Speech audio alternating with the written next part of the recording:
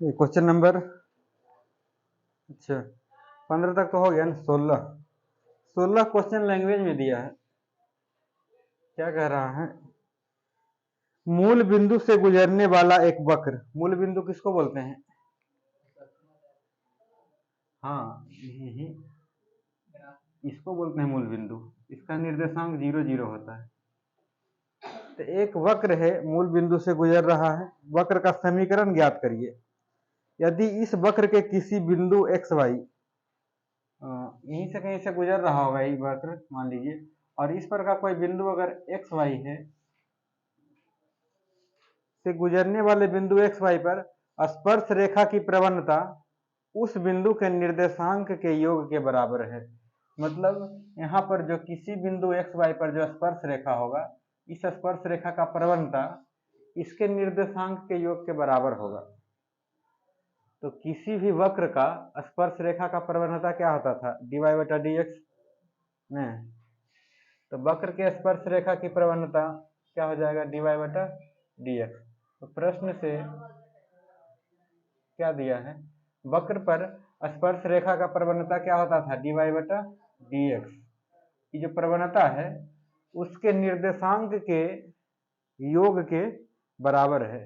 तो कहाँ बिंदु क्या दिया था? एक्स वाई पर प्रवणता दिया था, तो उसका निर्देशांक एक्स और वाई हो जाएगा, मतलब ये एक्स प्लस वाई के बराबर होगा। समझ गए हैं? वक्र पर स्पर्श रेखा का जो प्रवणता है, वक्र पर किसी बिंदु एक्स वाई पर स्पर्श रेखा का प्रवणता उस निर्देशांक के योग के बराबर है। तो निर्देशांक तो एक्स वाई है, एक्स वाई के योग के बराबर है। तब इस वक्र का समीकरण निकालना है। मतलब ये अवकल समीकरण के रूप में दिया हुआ है। अब इससे समीकरण निकाल लेंगे, मतलब इसका हल करेंगे एक तरह से। ठीक है, हल करेंगे तो देखिए, तो रैखिक अवकल समीकरण के रूप में है। रैखिक अवकल समीकरण में क्या होता था? dy बटा dx होता था, y वाला इस साइड में होता था, इस साइड y को ले आइए माइनस, बराबर में x। रैखिक अवकल समीकरण के रूप में आया कि नहीं? dy बटा dx प्लस पी वाई बराबर q। p के जगह कुछ नहीं है, लेकिन माइनस में तो -1, और q के जगह x लिखेंगे। क्या यहाँ p बराबर y के साथ जो गुना में रहता था वही नहीं होता था p। यहाँ तो कुछ है, -1 है, और बराबर के उस साइड रहता था वो होता था q। अब निकालते थे क्या इसमें? इंटीग्रेटिंग फैक्टर if होता था e के पावर p dx। तो e के पावर p के जगह रखिए -1 dx। -1 तो आगे ही निकल जाएगा, dx का इंटीग्रेशन x, ठीक है ना, dx का इंटीग्रेशन x। if कितना आ गया? e के पावर -x। अब इस समीकरण का हल कैसे लिखते थे? y into I F is equal to समीकरण q into I F D X plus C. रख दीजिए q का मान और if का मान। if का मान आया y इंटू ई के पावर -x बराबर q कितना है? x, और if कितना है? e के पावर -x dx प्लस सी। हो जाएगा इसका इंटीग्रेशन? नहीं होगा, ये भी दो फंक्शन का गुना आ गया, दो फंक्शन का गुना आ गया है, एक अलजेब्रिक और एक एक्सपोनेंशियल। जब दो फंक्शन का गुना होता तो आइलेट के हिसाब से देखते थे किसको पहला फंक्शन मानेंगे और किसको दूसरा फंक्शन मानेंगे। तो आइलेट में देखिए ILATE पहला इन्वर्स लॉगरिथमिक अलजेब्रिक। ऐसे भी एक्सपोनेंशियल आता था तो एक्सपोनेंशियल सबसे लास्ट में चल जाएगा, मतलब पहला फंक्शन x को मानेंगे और दूसरा फंक्शन e के पावर -x को मानेंगे, दूसरा फंक्शन। चलिए, दो फंक्शन जब गुना के रूप में आता था तो उसका इंटीग्रेशन जैसे होता था वैसे करते हैं। y इंटू ई के पावर -x, क्या करते थे? पहला फंक्शन को छोड़िए, दूसरा का करिए इंटीग्रेशन। e के पावर -x का इंटीग्रेशन क्या हो जाएगा? e के पावर -x से रहेगा, लेकिन माइनस से भाग भी होगा, भाग करेंगे तो यहाँ माइनस आ जाएगा, बटा में -1 लिखेंगे, लेकिन -1 बटा में लिखने का मतलब ये है कि माइनस हो जाएगा। फिर माइनस डालते थे, जिसको छोड़ते थे उसका डिफ्रेंसिएशन, एक्स को न छोड़े हैं, एक्स का डिफ्रेंसिएशन 1 और e के पावर माइनस एक्स का इंटीग्रेशन e के पावर माइनस एक्स बटा में -1 हो जाएगा। क्यों? क्योंकि माइनस है, कि माइनस माइनस इसको प्लस बना देगा और dx एक बार इसका इंटीग्रेशन होता था प्लस c। देखिए इस साइड लिखते हैं y इंटू ई के power minus x is equal to minus X E के पावर माइनस एक्स। यहाँ भी तो ई के पावर माइनस एक्स का इंटीग्रेशन हुआ, एक से गुना करेंगे तो ही ना आएगा। ई के पावर माइनस एक्स का इंटीग्रेशन ई के पावर माइनस एक्स बटा में -1, ये -1 क्या होगा, इसको माइनस बना देगा और प्लस सी। ऐसा नहीं सोचिए कैसे, अब तो मिटा करके कर देते हैं, एक लाइन आगे बढ़ा दीजिएगा और क्या, कहाँ, यहाँ यहाँ इसका वाला माइनस यहाँ आ जाएगा, माइनस होता ना, हाँ इसका इंटीग्रेशन किए थे तब प्लस हुआ था, यहाँ 2 बार नहीं इंटीग्रेशन होता है। पहला का डिफ्रेंसिएशन और दूसरा का इंटीग्रेशन तभी प्लस हुआ था, और फिर इस टोटल का इंटीग्रेशन एक बार होता है। ये आ गया। अब तो क्या हुआ, हम लोग का हल हो गया है, हल हो गया है, लेकिन एक चीज दिया था कि 0 0 से पास कर रहा है, मतलब 0 0 इसको संतुष्ट करेगा, संतुष्ट करवा के सी का भी मान निकालेंगे। तो x बराबर 0 एवं y बराबर 0 रखने पर देखते हैं सी का मान क्या निकलता है। x का मान 0, y बराबर भी 0 है ना, तो 0 गुना e के पावर -0, ये तो 0 ही बन गया, 0 गुना कुछ भी 0। इस साइड भी तो 0 ही बन जाएगा, क्योंकि -0 हो गया, e के पावर -0 हो जाएगा, माइनस ई के पावर -0 प्लस सी, ये 0 बन गया, 0 का किसी से भी गुना होगा तब 0। यहाँ भी देखिए 0 का किसी से भी गुना होगा तब 0, इसका मान e का पावर -0 भी 0 होगा, किसी का भी पावर 0 होता है 1, तो ये बन जाएगा -1 प्लस सी। 1 को इस साइड भेज दीजिए, सी बराबर आ गया 1, सी का मान अब रख दीजिए समीकरण में, आ जाएगा आपका आंसर। सी का मान समीकरण में रखने पर, समीकरण क्या था, ये था y e के power -x is equal to -x e के पावर -x माइनस e के power -x plus c, c की जगह क्या रखना है 1। अब ज्यादातर सोल्यूशन में क्या करता है, सेट y रखता है, इसलिए e के पावर -x से भाग दीजिए, y बराबर, इससे भाग देंगे तो खत्म, -x केवल बच जाएगा, नहीं e के पावर x से जब भाग पड़ेगा तो e के पावर x, e के पावर x कट जाएगा, लिखिएगा करके काट दें, रुको लिखिएगा काट देते हैं, e के पावर -x माइनस c के पावर -x था, इसमें भी भाग दिए हैं और यहाँ भी भाग दिए, x खत्म, x खत्म, y बराबर क्या आ गया -x, e कट करके -1 और e कट करके ऊपर आएगा तो e के पावर x बन जाएगा, यही आंसर है इसका। कहीं डाउट है तो बताइए।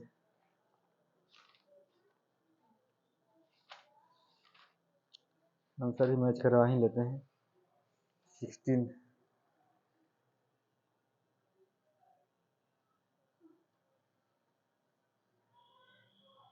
ठीक है, यही आंसर है।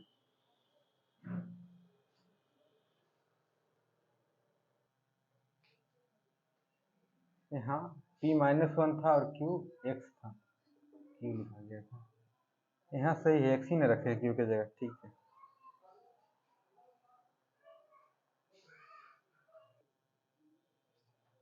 क्वेश्चन नंबर 17, क्वेश्चन नंबर 17 कह रहा है बिंदु 02 से गुजरने वाले वक्र का समीकरण। क्वेश्चन नंबर 16 में कहाँ से गुजरवा रहा था वक्र को, मूल बिंदु से, मतलब 0 0 से। इसमें वक्र को कहाँ से गुजरवा रहा है, बिंदु 02 से। वक्र का समीकरण ज्ञात करिए। यदि इस वक्र के किसी बिंदु के निर्देशांकों का योग उस बिंदु पर खींची गई स्पर्श रेखा की प्रवणता के परिणाम से 5 अधिक है। मतलब क्या कि निर्देशांक का योग जो है प्रवणता से 5 अधिक है। तो मान लेते हैं कोई बिंदु वक्र पर का, कोई वक्र है यहाँ से गुजर रहा है, कहाँ से, 0 2 से।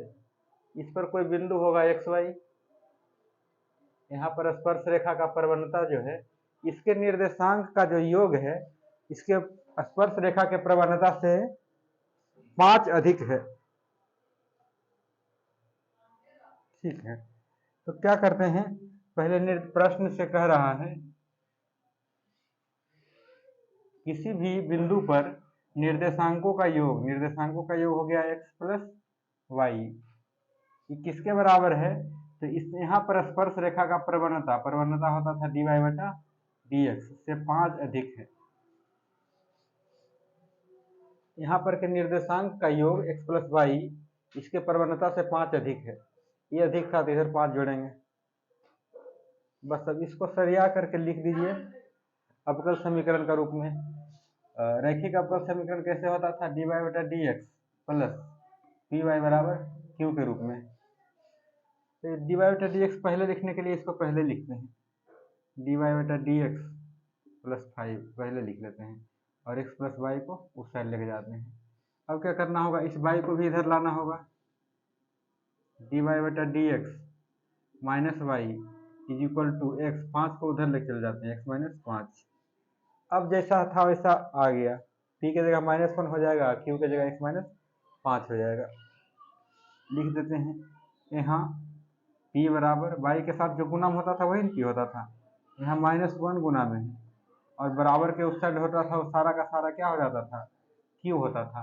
बस शर्त यही था कि p और q में y नहीं आना चाहिए, इधर y नहीं है, यहाँ भी y नहीं है, नियतांक हो सकता है या x का फलन हो सकता है।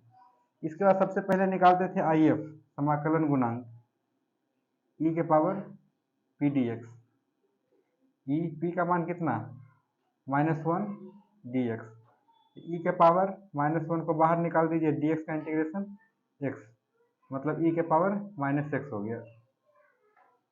ठीक है, इसका हल कैसे लिखते थे रैखिक अवकल समीकरण का, y into I F is equal to समाकलन q into I F D X plus C. y के साथ लिखिए आई एफ कितना है, e के पावर -x है, q की जगह रखते हैं कितना, q है x माइनस 5 है और e के पावर -x है i के जगह dx प्लस सी। फिर से यहाँ दो फलन का गुना आ गया है, नहीं एक फलन और दूसरा फलन ए। x माइनस 5 कैसा फंक्शन, एल्जेब्रिक, x वाला एल्जेब्रिक होता था और ये वाला एक्सपोनेंशियल होता था। आइलेट के हिसाब से एक्सपोनेंशियल सबसे लास्ट में आता है, ये हो जाएगा दूसरा फंक्शन और ये हो जाएगा पहला फंक्शन, और इस साइड तो कुछ करना ही नहीं है, केवल इसका ही इंटीग्रेशन करना है। लेफ्ट साइड में ऐसे का ऐसे ही लिखते चलिए, लेफ्ट साइड में y हो जाएगा इंटू ई के पावर -x है, इधर करते हैं इंटीग्रेशन। पहला फलन को छोड़ते थे ना, पहला फलन कितना, x माइनस 5 को छोड़ेंगे, इंटीग्रेशन करेंगे e के पावर -x, इसका इंटीग्रेशन क्या होता था, e के पावर -x लेकिन बटा में -1 भी। अब यहाँ माइनस आ जाता था, पहला फंक्शन का डिफ्रेंसिएशन, x माइनस 5 का डिफ्रेंसिएशन कितना, x का 1 और 5 का तो 0, तो डिफ्रेंसिएशन तो 1 आ गया। दूसरा का इंटीग्रेशन e के पावर -x का इंटीग्रेशन, e के पावर -x ही लेकिन -1 से डिवाइड होगा, ये प्लस बना देगा और ये पूरा का इंटीग्रेशन एक बार और होता था प्लस सी। कितना आ गया, y इंटू ई के पावर -x, ई माइनस को आगे लिख दीजिए, -x माइनस 5 ई के पावर -x प्लस, फिर से इसका इंटीग्रेशन करेंगे e के पावर -x का, तो e के पावर -x बटा में माइनस आएगा, इसको माइनस बना देगा प्लस सी, हो तो गया, समीकरण आ गया। लेकिन दिया था कि बिंदु कहाँ से पास कर रहा है, 0 2 से, तो इस बिंदु को रख करके c का भी मान निकाल लेंगे। x बराबर कितना, x बराबर 0 एवं y बराबर 2 रखने पर, रखिए x बराबर 0 y बराबर 2, y बराबर 2 यहाँ रख दिए, e के पावर -0 हो गया। माइनस 0 माइनस 5 ई के पावर माइनस 0 माइनस ई के पावर माइनस 0 प्लस सी। ई के पावर 0 कितना हो जाएगा 1 माइनस यहाँ माइनस 5 और ई के पावर 0 ई भी 1 ई भी 1 प्लस सी। इधर तो आ गया 2, 5 माइनस माइनस प्लस हो जाएगा 5 माइनस 1 प्लस सी। अब सी निकालना रहेगा तो क्या करेंगे 5 को इधर भेजेंगे, पहले लिख ही लीजिए 2 इक्वल टू 5 में से 1 घटेगा तो 4 प्लस सी। सी बराबर 4 इधर जाएगा 2 माइनस 4 हो जाएगा, मतलब सी का मान कितना आ गया -2। रख दीजिए सी का मान। सी का मान समीकरण में रखने पर, सी का मान समीकरण में रखने पर देखिए सी का मान समीकरण यही था ना, y ई के power minus x is equal to minus x minus 5 e के power minus x minus e के पावर माइनस एक्स। सी के जगह क्या रखा जाएगा -2 ई के पावर एक्स। देखिए ये दोनों कॉमन ले एक साथ कर ले, क्योंकि यहाँ भी है और यहाँ भी है। ई के पावर माइनस एक्स कॉमन ले लीजिए, यहाँ से बच जाएगा माइनस एक्स प्लस 5 और यहाँ से -1 -2 नहीं, ये माइनस जब अंदर आएगा ये माइनस बना देगा, इसको प्लस बना देगा 5 और यहाँ से क्या बच जाएगा पूरा पूरा निकल गया तो 1। कितना हो गया है y इंटू ई के पावर माइनस एक्स ई के पावर माइनस एक्स 5 में से 1 जाएगा तो 4 -2 ई एक्स को इधर भेज दीजिए तो y बराबर क्या हो जाएगा ई के पावर एक्स से यहाँ भाग पड़ेगा तो ई के पावर एक्स खत्म हो जाएगा, बच जाएगा -4 और -2 के साथ ई के पावर एक्स। नहीं फिर से भाग करके बता, मैं इनको भाग ही कर देते हैं। ई एक्स इधर आकर के भाग होगा दोनों के साथ, इसके साथ और इसके साथ। ई के पावर माइनस एक्स था, माइनस एक्स माइनस 4 था, ई के पावर माइनस एक्स से भाग हुआ यहाँ भी और यहाँ भी, ई के पावर माइनस एक्स खत्म। y बराबर -x -4 -2 और इसको ऊपर लेकर आएंगे तो इसका पावर प्लस में हो जाएगा। ये आंसर होना चाहिए। मैच करवा लेते हैं 9.6।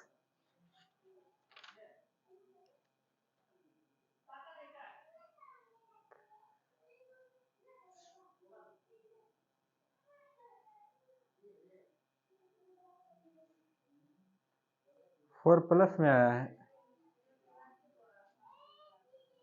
हाँ देखिए यहाँ 5 में से 1 घटेगा तो 4 प्लस में होगा,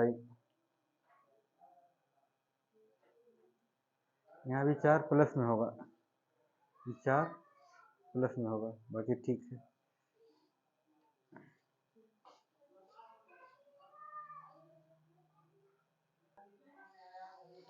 देखिए क्वेश्चन नंबर 18 ऑब्जेक्टिव है, दिया अवकल समीकरण का समाकलन गुणांक निकालने के लिए, मतलब आईएफ जो निकालते थे वही निकालना है। अवकल समीकरण कैसा दिया है x dy by D X minus x is equal to 2x² है रैखिक अवकल समीकरण के रूप में नहीं है। dy बटा डी एक्स के साथ कुछ नहीं होना चाहिए था, इस x को क्या करना पड़ेगा इधर भेजना पड़ेगा, या कहिए कि x से भाग देते हैं सब में, x से समीकरण में भाग देने पर x से भाग देंगे तो यहाँ ये खत्म हो जाएगा, बच जाएगा dy बटा डी एक्स। यहाँ x आ जाएगा और यहाँ एक x बच जाएगा, x² में एक x खत्म हो जाएगा, एक x बच जाएगा। अब आगे आ रैखिक अवकल समीकरण के रूप में dy बटा डी एक्स माइनस 1 बटा X Y equal to 2x। P कितना है यहाँ -1/x ना, क्यू कितना है 2x। निकालना है समाकलन गुणांक, मतलब आईएफ होता था ई के power integration P D X, E के पावर पी कितना है -1/x डी एक्स। माइनस को बाहर निकाल लीजिए, इंटीग्रेशन कर देना 1/x का, 1/x का log x। अब क्या करेंगे, इस माइनस को ऊपर लेके जाएंगे, या ऐसा ही दिया ऑप्शन, नहीं ऐसा नहीं दिया है, इस x को, इस माइनस को ऊपर लेके जाएंगे पावर। लॉग का प्रॉपर्टी में क्या होता था, उसके आगे जो रहता था उसको पावर बना सकते थे ना, e के पावर log x के पावर -1, और e के पावर log कैंसिल हो जाता था, क्योंकि क्या होता था, e के पावर log x बराबर x होता था। यहाँ e के पावर log x के पावर -1 है, तो x के पावर -1 हो जाएगा इसका आंसर। है ऑप्शन में x के पावर -1 का मतलब क्या है, 1/x, यही आंसर होगा। ये है आपका ऑप्शन नंबर सी। समझ गए कि दिक्कत, केवल IF निकालना था इसमें, इंटीग्रेटिंग फैक्टर, समाकलन गुणांक, बस केवल x से भाग देना था और क्या, फिर रैखिक अवकल समीकरण बन गया, p मिल गया, p का ही तो काम है इसमें, माइनस को बाहर 1/x का log x, फिर e के पावर log x x के बराबर हो जाता था, तो -x के बराबर हो गया 1/x।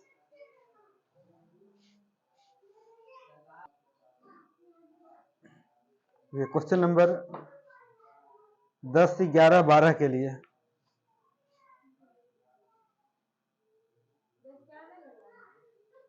नहीं 10, 11, 12 नहीं बना है। इसमें क्या होगा, रैखिक समीकरण कभी कभी क्या होगा, dy/dx नहीं आकर के dx/dy के रूप में आ जाता है। इसमें क्या होता है, सब कुछ उल्टा चलेगा, प्लस p y रहता था ना, यहाँ x हो जाएगा बराबर q, यहाँ पे क्या रहेगा, dx/dy रहेगा, p के साथ y नहीं रह करके x रहेगा और q रहेगा, और यहाँ p एवं q x का फलन नहीं होकर के y का फलन होगा, y का फंक्शन होगा, वहाँ x का होता था यहाँ y का होगा, या तो नियतांक होगा या y का फलन होगा। तो सब कुछ उल्टा उल्टा करते जाइए। सबसे पहले IF निकालते थे, e के पावर p dx ने, यहाँ e के पावर p dy हो जाएगा।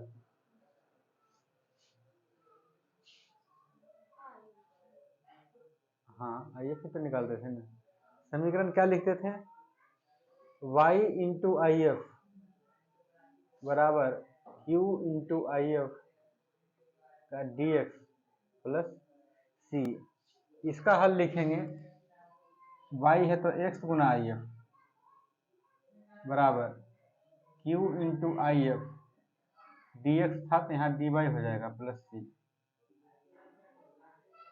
बस इसी पर बनेगा ये 3 क्वेश्चन। सब कुछ उल्टा, dy/dx, यहाँ p के साथ y नहीं x रहेगा, और p और q किसका, x का फलन नहीं होकर के y का फलन होगा। चलिए देखते हैं क्वेश्चन नंबर 10। क्वेश्चन नंबर 10 है x प्लस y dy/dx बराबर 1। इसमें कहिएगा, आप कह रहे थे कि नहीं आता है dy/dx, तब लगाते हैं, यहाँ तो dy/dx दिख ही रहा है, नहीं dy/dx दिख रहा है, लेकिन पुरनका अवकल समीकरण के रूप में लाने का कोशिश करिए तो 1/x प्लस y हो जाएगा। इधर तो dy/dx आ गया, लेकिन इधर अलग अलग हम लोग नहीं लिख पाए, P Y plus P Y बराबर क्यू नहीं लिख पा रहे हैं, तो क्या करेंगे, इसको उस साइड ले जाकर के उल्टा बनाते हैं, इधर x प्लस वाई उधर जाएगा तो dx ऊपर हो जाएगा और dy नीचे हो जाएगा। अब देखिए तो इसको पहले लिख लीजिए, dx/dy बराबर x प्लस वाई। क्या करेंगे, dx/dy में क्या होना चाहिए, यहाँ पर x वाला आना चाहिए, पहले y वाला लाते थे, तो x वाला को इस साइड कर लीजिए -x, उधर y, तो q y में बच जाएगा। अब p और q ऐसे ही y के रूप में होना ही चाहिए, ठीक है। अब इसको हल करेंगे तो क्या होगा, यहाँ p क्या लिखेंगे, x के साथ जो गुना में वही p -1, q बराबर y। जब IF निकालेंगे तब ई के पावर पी डी वाई होगा इसमें। ई के पावर पी कितना है, -1 डी वाई। इसका इंटीग्रेशन क्या हो जाएगा, माइनस बाहर और डी वाई का इंटीग्रेशन वाई, ई के पावर -वाई। आई एफ निकल गया। अब इसका हल कैसे लिखेंगे, इसमें x इंटू आई एफ बराबर q into I F D Y plus C. x तो x हो जाएगा और आई एफ की जगह ई के पावर -वाई। यहाँ q कितना था, वाई, और आई एफ कितना, ई के power -Y D Y plus C. यहाँ भी दो फंक्शन का गुना पर आ गया इंटीग्रेशन। यह है अलजेब्रिक पहला फंक्शन। अलजेब्रिक और एक्सपोनेंशियल आता है तो एक्सपोनेंशियल को दूसरा मानते हैं, अलजेब्रिक को पहला मानते हैं। करिए इंटीग्रेशन। इधर तो कुछ नहीं करना है, x ई के पावर -वाई लिखते चलेंगे। दो फंक्शन का गुना में पहला को छोड़ते थे, दूसरा का करते थे इंटीग्रेशन। ई के पावर -वाई का ई के पावर -वाई होगा, लेकिन इस माइनस के कारण यहाँ माइनस आ जाएगा। इस माइनस को नीचे लिखिएगा तो यहीं आ जाएगा। फिर माइनस होता था, जिसको छोड़े उसका डिफ्रेंसिएशन, y का डिफ्रेंसिएशन 1, जैसे x का 1 होता था। ई के पावर -वाई का ई के पावर -वाई, फिर माइनस आएगा तो प्लस बन जाएगा। एक बार और इसका इंटीग्रेशन करना है, डी प्लस सी। लेफ्ट साइड में x ई के पावर -वाई इधर हो जाएगा, -वाई ई के पावर -वाई। इस साइड में फिर से ई के पावर -वाई का इंटीग्रेशन है, तो ई के पावर -वाई हो जाएगा और फिर माइनस आएगा तो प्लस को माइनस बना देगा, प्लस सी। ये तो आंसर होगा। कुछ दिया तो है नहीं लिमिट वगैरह, लेकिन x इधर रख देते हैं, ई वाई को इस साइड भेज देते हैं, ई वाई से भाग दे दिए सब में।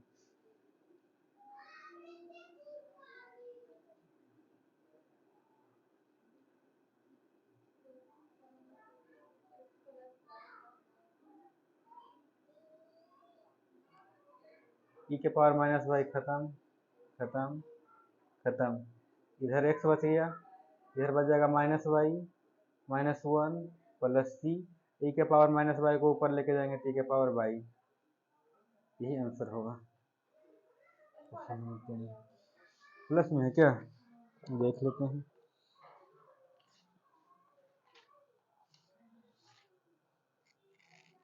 Question number 10। हाँ, इस सबको इस साइड लेकर आ गया है, इस साइड लेकर आ गया प्लस में नहीं होगा। एक्स वाई को भी इस साइड लेकर आ गया तो प्लस में, 1 को भी इस साइड लेकर आ गया प्लस में, और उधर सी गुना ई के पावर -वाई ई के पावर वाई। इस y को भी और 1 को भी इस साइड लेकर आ गया तो y भी प्लस में और 1 भी प्लस में, और c के पावर वाई है। नहीं, यहाँ से क्वेश्चन है। हाँ, ये भी उतारना है आपको कि रैखिक अवकल समीकरण उल्टा भी हो सकता है। यहाँ डी वाई डी एक्स की जगह डी एक्स बटा डी वाई रहेगा, पी वाई की जगह पी एक्स और क्यू रहेगा। यहाँ पी और क्यू वाई का फलन रहेगा, तब ऐसे बनाएंगे।